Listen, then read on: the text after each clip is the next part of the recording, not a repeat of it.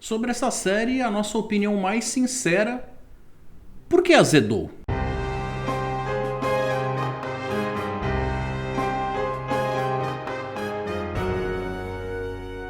Salve telanautas, tudo bem com vocês? Estamos aqui de volta para a gente dessa vez falar a respeito desse lançamento da Netflix. Eu sou o Heitor Teixeira. Eu sou a Patrícia Cantuária. E a gente vai fazer os nossos comentários sobre o que a gente achou a respeito dessa série que a gente maratonou e veio comentar aqui com vocês. Galera, a gente vai fazer essa primeira parte livre de spoiler. Quando chegar na hora da gente sentar o cascaio, eu aviso para vocês, podem ficar tranquilos.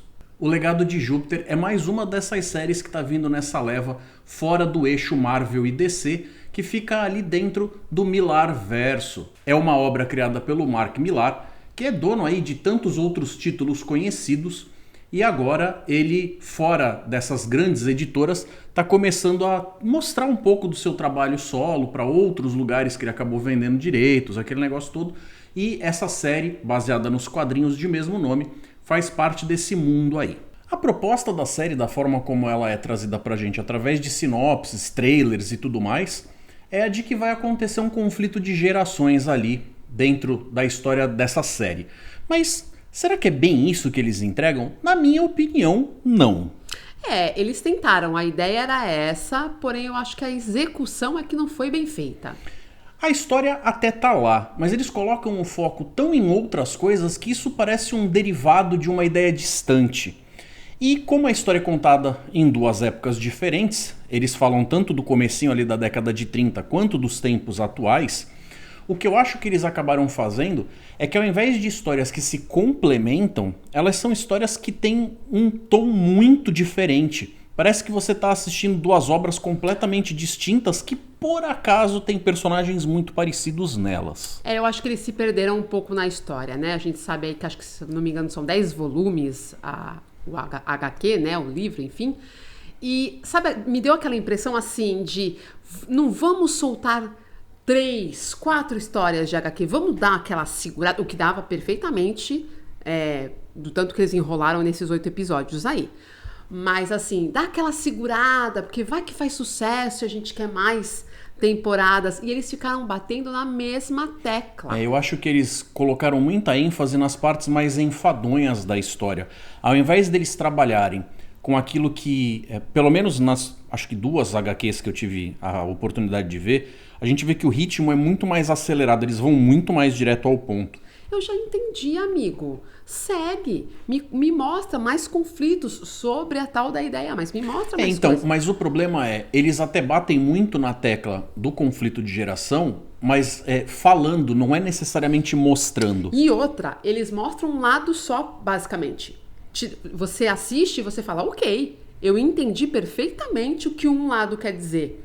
Mas por que não explorar o que a outra galera pensa e o porquê, né? Mostra por que os outros acham que estão tão certos assim, dê cenas. Não, você só vê exatamente como você falou. Em relação ao tom ser diferente entre essas duas metades que são contadas, me pareceu que a parte atual tem uma cara muito mais de um universo, talvez ali próximo de um cyberpunk, onde as pessoas vivem num mundo mais caótico, tem uma coisa de você ter que meio que ir de acordo com a opinião pública, mas ao mesmo tempo existe uma certa futilidade, um apego a festas, drogas, rock and roll, aquele papo todo, como se existisse um glamour nessa vida bandida.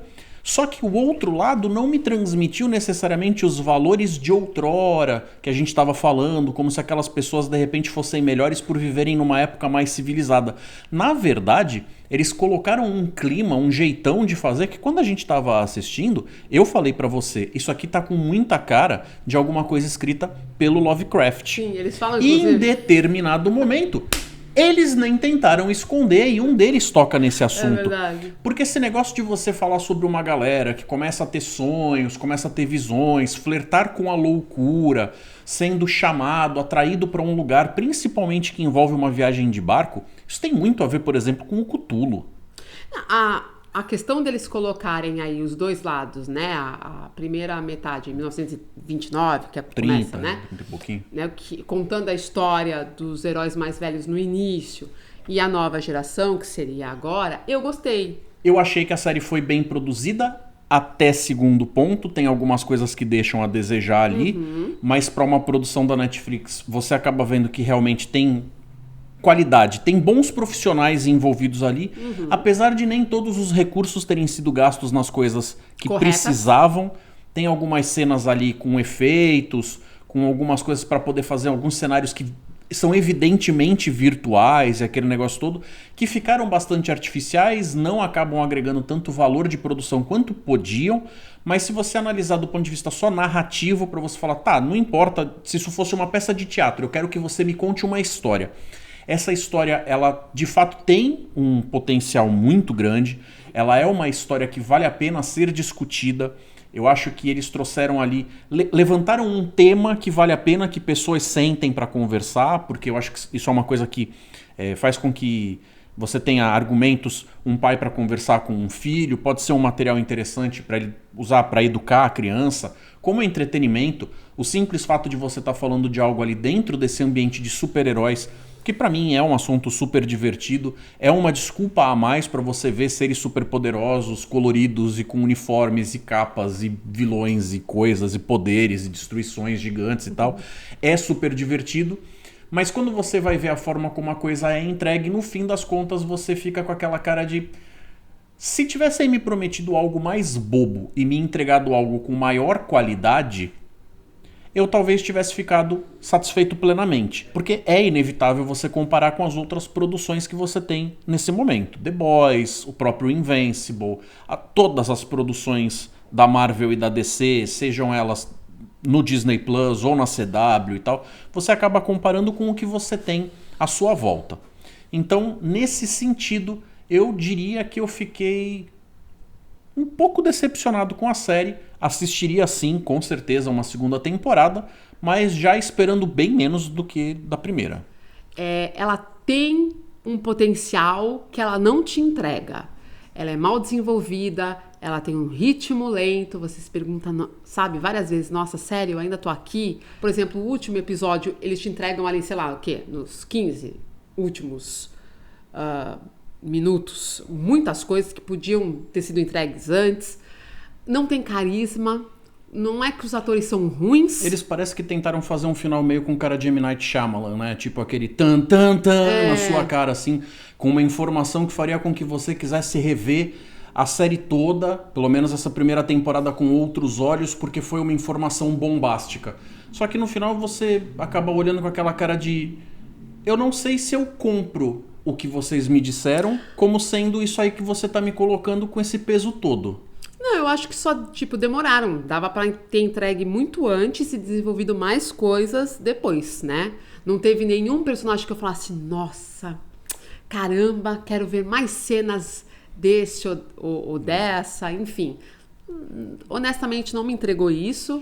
Em questão de violência, ela não é bobinha, ela não chega a ser, já comparando aí, né, um The Boys e um Invincible, mas ela tem cenas fortes, sim, ela mostra que é adulta.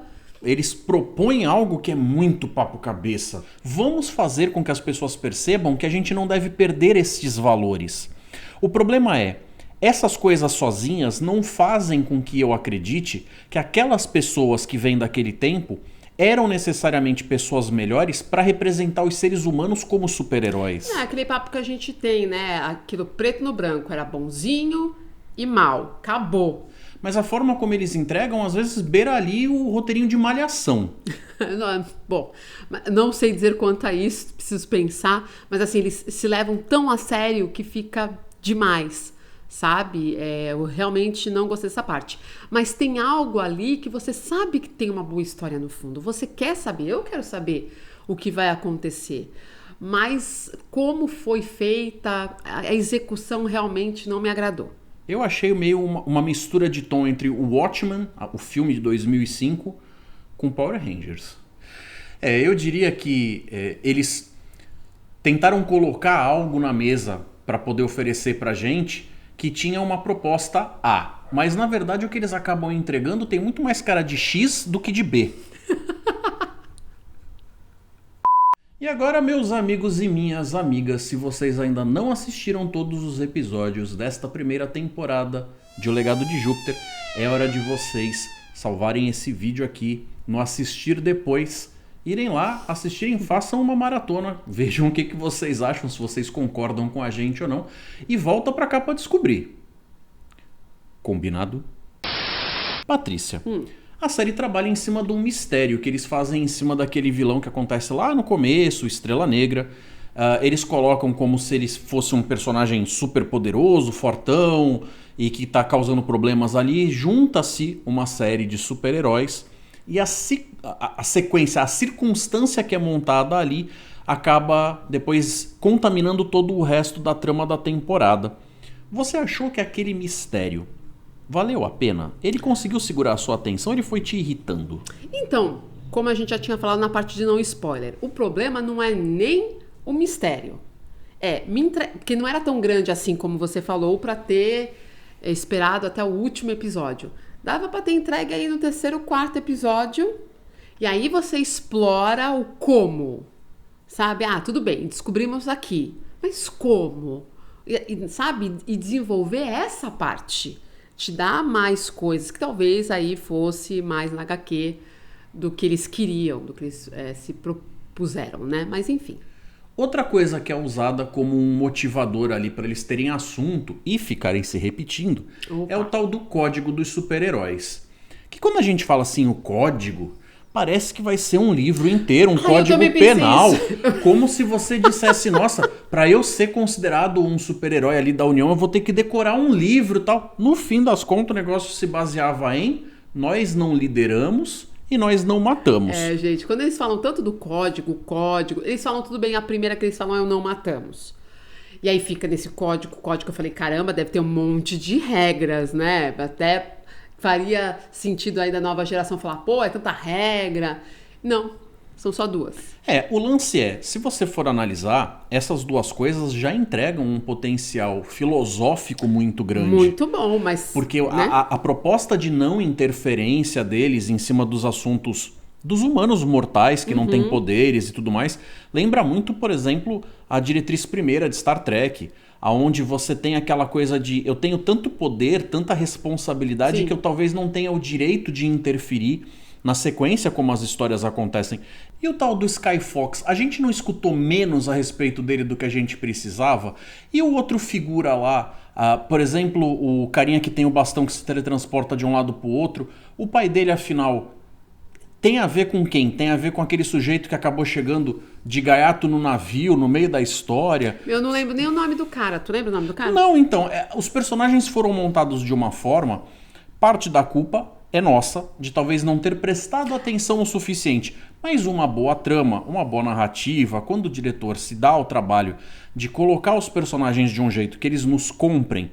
Eu acabei de assistir 8 episódios com eles numa série. Eu deveria lembrar o nome de todo mundo. Então, Só acho. Eu não sou boa de nome, então tudo bem. O nome não é culpa deles, é culpa minha, talvez. Mas assim, a série, são 8 episódios, 7 episódios, sei lá, 6 episódios, você vê dos 6 originais dos super-heróis, você vê 4. Sendo que um, que é o Skyfox, falam, você só sabe que ele era super-herói e agora ele é vilão. Por quê? Até agora não sabemos. Que também deixaram pra contar depois. Não, eles guardarem algumas coisas, porque eles Eu querem não tenho problema. ter múltiplas temporadas, eu até entendo. Mas conta... O problema você tem que me entregar o suficiente pra essa primeira temporada ter valido a pena, senão eu não vou ficar super empolgado pra ver a próxima. O que você vai contar, então você conta direito. Aí tudo bem, você descobre já voltando ao passado, na hora de ir pra ilha, que são 6, que é necessário 6 pessoas. Sendo que dos 6, a gente sabe que o 5º é o Skyfox. E quem é o 6º? Me brota a pessoa no mar, literalmente falando. E aí você se pergunta, peraí. E onde ele tá agora, então? Né? Na parte que está mostrando o presente. Mas eles estão embalados na ideia de que a galera vai gostar tanto da série que esse tipo de coisa vai ter tempo pra ser contada. Gente, mas espera um pouquinho. Não mostrar ele, tudo bem, não mostraram o Skyfox agora. Mas não falam o nome dele. Falam da União, falam dos 6, mostram a mesa dos 6. E cadê o 6º? Quando eles chegam lá na ilha e acabam chegando naquela espécie de câmara, onde tem aquelas árvores com as raízes e tudo mais, que essa parte, nas primeiras HQs que eu tive condições de verificar ali, que eles simplesmente chegam na ilha, não tem que convencer o capitão com aquela veemência toda, é um troço meio de... Então, mas ele teve um sonho. É sério? Vocês querem ir pra esse lugar perigoso? E vocês, tipo, tão de boa com isso? Ah, se ele teve esse sonho, a gente tá super de boa com isso. Como se fosse algo que eles tivessem um histórico tão forte entre eles, que uma intuição daquele cara valesse por qualquer contrato social que eles pudessem ter. E eles vão pra aquele lugar e de repente eles são super-heróis. Então, assim, nas primeiras HQs pelo menos, eles não se dão ao trabalho de fazer um grande chabu com segurar essa revelação do como misticamente eles se tornam super-heróis. Não, eles são super-heróis. A história vem depois. O importante da história é com eles já sendo super-heróis. Eles se tornando super-heróis pode ser algo que eles revisitam nas próximas edições da HQ que eu não tive acesso, não vi ainda. Mas de repente eles usam aquilo para ser o trampolim de contar outras coisas que aqui não foi tão importante assim. Só que eles colocam a coisa de uma forma que eles dão a entender, ao menos na série, que grupos de 6 de outras civilizações ao longo dos séculos foram chegando lá. Então tem uma galera que, se eu não me engano, eles falam aqueles ali acho que parecem maores, Vikings. Seria uma galera mais ali puxado para a Oceania, Sim, tem viking e tal.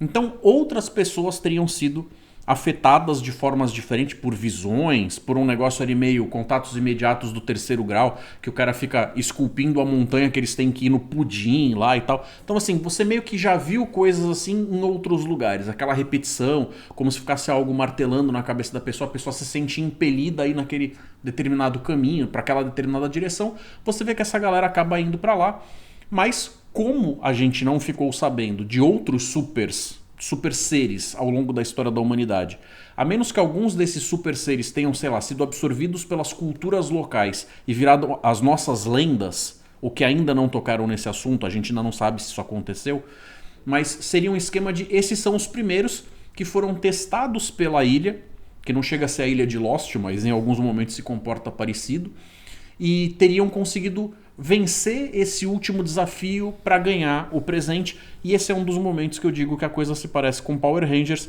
porque a forma como eles colocaram ali as cores e o negócio de botar a mãozinha na parede, a cena e tal, ficou mais ou menos com esse caminho assim. Mas o lance todo é, se você parar para prestar atenção, a forma como eu entendi a cena foi, eles foram de alguma forma selecionados, o Samson acabou recebendo aquelas visões, aquelas coisas com aquele baita climão lá de Lovecraft, um negócio meio Cthulhu, de loucura e tudo mais, de ser atraído para aquele determinado local. Até aí ok, poderia ser uma coisa até mais ou menos parecida com o lance do Anel do Lanterna Verde, que acaba procurando a pessoa digna. Só que ao invés de ir até ele, de repente você pode ter toda uma circunstância fazendo a pessoa vir até a ilha para receber o tal do poder e tudo mais. Aí depois quando eles estão lá e a gente vê de fato o porquê que tem Júpiter no nome, a gente vê que tem especificamente a ver com o planeta, apesar de nem em Júpiter eles estarem, eles estão numa das luas, né? Não ficou claro qual é a lua, porque na verdade Júpiter está no horizonte, mas até aí tudo bem, isso daí não afeta em nada. Eles podiam ter chamado, sei lá, o legado de Tritão, o legado de qualquer coisa do gênero. E a gente vê as vozes lá falando vocês foram julgados como sendo justos, dignos, aquele papo todo, e vão receber o poder. Eu tava lendo que nas HQs aparecem os alienígenas mesmo. E que na série eles fizeram ser alguém que você perdeu, né? E não teve fica um troço mais poético ali, né? Uma interação menos evidente e tudo mais. Mas a questão é a seguinte: esse grupo específico que chega até lá e acaba sendo aprovado me gera dois problemas. O primeiro problema primeiro, não é um grupo de pessoas tão selecionadas assim que você diga, nossa, mas esse grupo super se destacava. Na história da humanidade eram pessoas de excelente índole, eram pessoas magníficas. Era um bando de gente com problema financeiro, com ego afetado, A outra lá como jornalista tinha um aspecto meio Lois Lane ali, então fizeram a Lois Lane virar uma espécie de Mulher Maravilha, entendeu?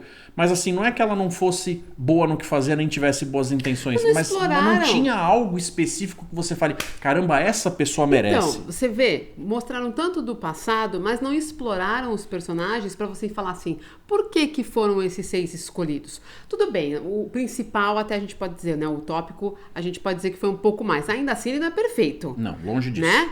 Tudo bem que aí mostra que ele quer ser perfeito depois de receber os poderes. Mas o amigo, o George, que inclusive vira super vilão, de tão imperfeito que ele era um playboyzinho, mimado.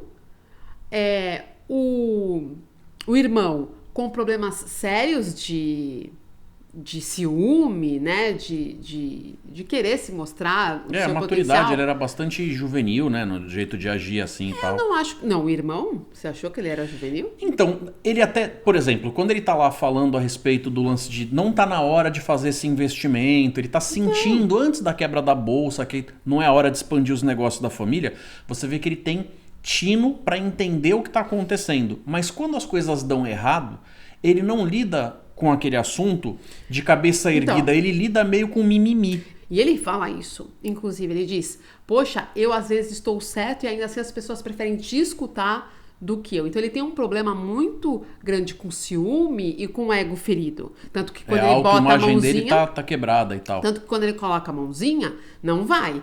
Aí em 5 segundos, não, você tem um problema com a vida inteira comigo. Mas se você respirar fundo e me olhar bonitinho... Fundo, falar, vamos ficar bem?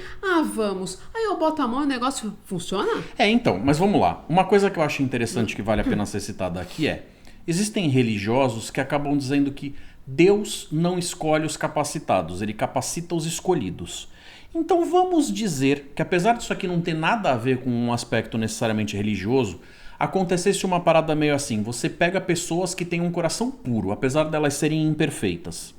E você dá o poder na mão delas, tendo a esperança de que essas pessoas vão saber reconhecer a força dessa ferramenta que elas têm e a responsabilidade que elas têm para poder mudar não só suas próprias vidas, como da realidade nas quais elas estão inseridas. Se acontecesse algo assim, eu entenderia, mas é algo que já deveria ter sido comentado. Perfeito, eu ia falar isso. De alguma forma isso deveria ter sido comentado. A sua ideia é brilhante, mas em algum momento na série eles te levam a crer isso? Não. É que a gente às vezes fica buscando um jeito de deixar a coisa menos idiota, né? A gente fica tentando arranjar um jeito de colocar as nossas opiniões pessoais para preencher umas lacunas que talvez nem estavam lá antes, mas a gente encontrou e a gente mesmo tampa. Só que o que acontece é o seguinte, eu falei que eu tinha 2 problemas com a coisa. Então o primeiro os 6 escolhidos, na minha opinião, não eram assim pessoas com um currículo tão bacana, né? Se você for ver ali o rapaz negro, que era da classe operária, talvez tenha uma visão mais próxima do povão, daquela galera que tem que acordar cedo, dar a cara a tapa para conseguir de alguma forma crescer na vida, dentro de uma sociedade que ainda estava longe de se livrar do racismo. A gente está longe disso agora, imagina naquela época. Então talvez ele representasse uma coisa dessa. Eles deixavam claro que ele já tinha um esquema de estar ali mais próximo do gosto pela leitura, de tentar se aprimorar como uma pessoa no termos de conhecimento e tudo mais. Então isso daria para aquele personagem uma boa desculpa, que eu não vou chamar de desculpa de forma pejorativa, mas daria uma boa desculpa de dizer pra... ok, esse cara é ok. Agora, o outro que é ricão a vida inteira lá, tem aquele esquema de ser super fútil ao ponto de mandar cozinhar 99 ovos diferentes em temperaturas diferentes para no dia... eu já estou com humor para comer o ovo número 72... Ele representa quem? Quem que esse cara me transmite que ele tem a capacidade de se colocar no lugar? Ele pode ser uma pessoa capaz de fazer muita coisa boa por si só, mas se eu fosse um dos tais alienígenas ou entidades, ou seja lá que escolhe, que critério que eu usei para pensar no meio de bilhões de seres humanos um cretino que nem esse? Não mostrar em nenhum momento se ele ajudava as pessoas, já era rico o suficiente? Tudo bem que eles perderam lá o dinheiro, né, com a quebra da bolsa, mas antes, ajudava? Você não mostrou, você só me mostrou esse lado do personagem. Como é que ele virou super-herói, amigo? Foi escolhido. Então tem isso. Dos 6, pra mim, você olha com aquela cara de por que esses?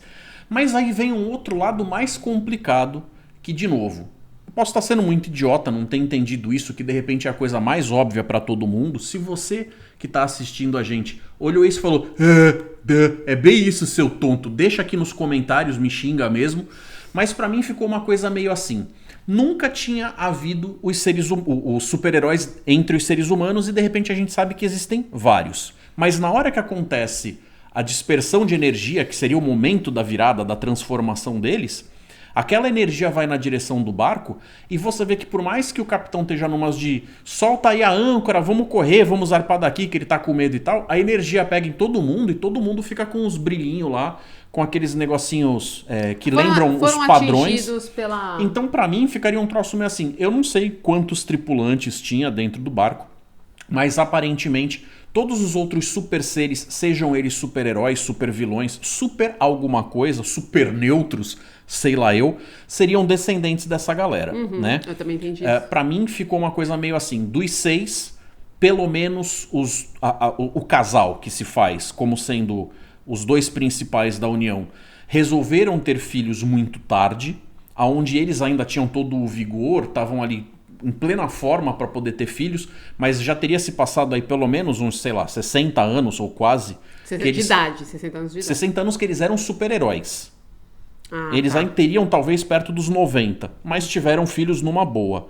Então assim, esses filhos que teoricamente seriam aqueles que obviamente a opinião pública espera que sejam aqueles que vão receber a passagem do bastão, são super novinhos. Mas dos outros, de todos os outros que estavam no barco e tudo mais, não tinham nenhum compromisso com código de nada. Chegaram de volta em casa, primeira prostituta no porto que tinha lá, que conseguiram comer, que ficou grávida, de repente deu a luz pra alguém com superpoderes, ou que ficou latente, ou esperando a próxima geração, entende? 2 coisas do que você falou. Eles têm 90 anos agora, no atual que eles estão contando na série. Então, eles teriam tido filhos mesmo nos 60 anos, tanto que eles têm 60 anos de casados. É porque a série não se passa exatamente em 2021, não, né? é 2013, se eu não me engano, algo assim. Outra coisa que eu tava dando uma pesquisada sobre a HQ. Diz que na HQ eles também não contam como surgiram tantos supers se os 6 não povoaram tanto a Terra assim. E a série é que dá meio uma explicada com esse negócio do barco. Então, realmente, deu a entender aí que o pessoal do barco também foi atingido, o que também não me faz pensar, caramba, fizeram uma ilha, tiveram que passar por tudo aquilo para ser os 6 super-heróis, e aí só com a explosão... O que acaba me trazendo pro final do meu problema com esses 2 itens, que é a escolha dos 6 e o fato de você ter liberado poder a rodo, né? Pra essa galera do barco que de repente estavam longe de ser boas pessoas, que passariam no crivo dos tais alienígenas lá, das entidades, o que me faz achar que essas entidades talvez sejam meio tontas, meio retardadas, porque eles não pararam pra pensar nas consequências de fazer as coisas assim, de repente sair jogando energia pra qualquer lado, pessoas que não têm nenhum mérito, que de repente vão se tornar muito mais problema do que solução. Tem que ver isso aí, Júpiter. Se a série é ou não fiel aos quadrinhos, eu realmente só passei os olhos ali por cima, acho que da primeira, segunda edição.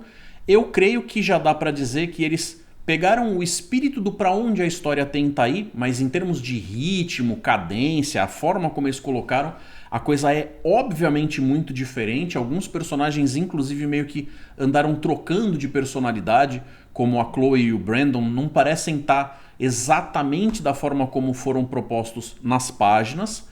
Mas, de qualquer forma, fica aquela pergunta de se eles vão conseguir capturar pelo menos a essência do que foi proposto pelo Mark Millar, até o ponto de não ter feito, de fato, uma coisa completamente original, só para poder dizer que usaram o título de um cara que é famoso, né? Ter adaptações a gente sabe que é normal. A gente já falou aqui bastante da Marvel, né? Nas séries que a gente aí falou sobre, fez review.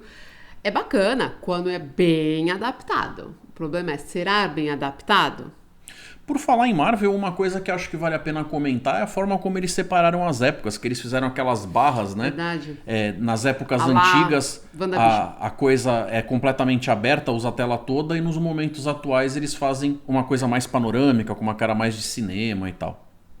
Tendo tudo isso dito, a pergunta que fica é: será que estamos começando a viver um tal do momento da fadiga do tema dos super-heróis?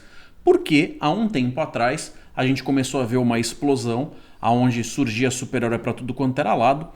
Quem tem mais ou menos a minha idade vai lembrar de uma época que você levava muitos e muitos anos para sair um filme de super-herói, se era bom ou não era outro papo, e a gente está vivendo uma época agora onde nós já tivemos mais de 6, 8, 12 produções aí sendo lançadas por diversas produtoras e tal, inclusive algumas que não necessariamente são de personagens famosos ou que nasceram nos quadrinhos.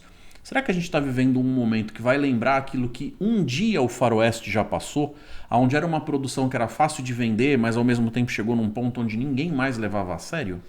Eu acho que depende muito da qualidade. A gente está vendo séries muito bem feitas esse ano, sobre super-heróis, né? Tanto que a gente estava falando aqui da Marvel, a gente gostou, tanto do WandaVision quanto do Capitão. Já é, né? Do Falcão e do Soldado Invernal. Foram muito bem feitas. O The Boys é muito bem feito. O Invencível, né? O Invincible é desse ano e é muito bem feito. Então, eu acho que o problema não é esse. O problema é, tudo bem, você vai me contar uma história de super-herói. Mas qual é a sua proposta? Como é que você vai entregar? Como é que você vai elaborar isso? O que a gente está tendo dentro desse gênero/subgênero? A gente está tendo diversidade o suficiente para continuar contando histórias que podiam fazer parte de qualquer estilo narrativo, mas porventura calham de estar tendo essa roupagem de super-heróis, e isso vai continuar funcionando até quando? Por mim, por muito tempo, por favor, porque eu gosto bastante. E para fechar de vez esse vídeo, então a gente passa a régua dizendo que, no fim das contas, colocaram muito dinheiro, talvez menos do que precisavam em algumas cenas, mas muito esforço para fazer uma obra que é legal, mas não é legal, entendeu? Tem potencial. Tem potencial, porém o que foi entregue realmente não cativou. Não me cativou, me fez pensar ali, será que vale a pena ter uma segunda temporada? Você falou que você quer. Eu confesso que eu estou assim... Eu falei que eu aceito.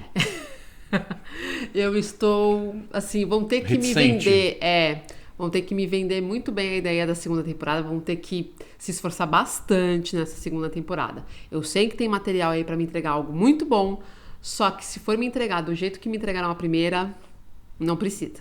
Então é por esses e outros motivos que aparentemente muita gente por aí tá torcendo o nariz para essa produção, que infelizmente não vai receber aquele dedo positivo do Paps como eles poderiam, porque muito honestamente a gente investiu 8 horas, talvez um pouco menos aí da nossa vida, em coisas que a gente podia ter curtido o nosso final de semana com outras coisas, né? É verdade, assim, ficou devendo. Então, por uma segunda temporada, pessoal de Legado de Júpiter, por favor. Melhorar isso aí, melhora, né? Dá pra melhorar bastante. Agora, o que a gente tem que deixar muito claro aqui é que a nossa opinião, na verdade, muito é só pouco a nossa importa. Opinião. Ela é a nossa opinião e o que a gente está realmente interessado é na opinião de vocês. Verdade. Então venham fazer parte dessa conversa e participem com os comentários de vocês aqui embaixo, que a gente depois lê e responde para vocês. Assistiram? Conhecem HQ? E aí, vocês acharam que tá legal? Não tá? Tá parecido? É melhor? O que falta? Mas se vocês curtiram esse vídeo mais do que vocês curtiram a série, deixem aí um joinha e ajudem o algoritmo do YouTube a entender que mais pessoas podem se interessar por esse assunto, de repente pelo que a gente está falando aqui, e ver graça nessas coisas. Inscrevam-se no canal, ativem o sininho para vocês receberem as notificações de novos lançamentos nossos. Eu vou deixar 2 sugestões aí na tela de vocês para vocês escolherem e continuarem acompanhando o nosso trabalho. Um forte abraço. Um beijo. E até mais.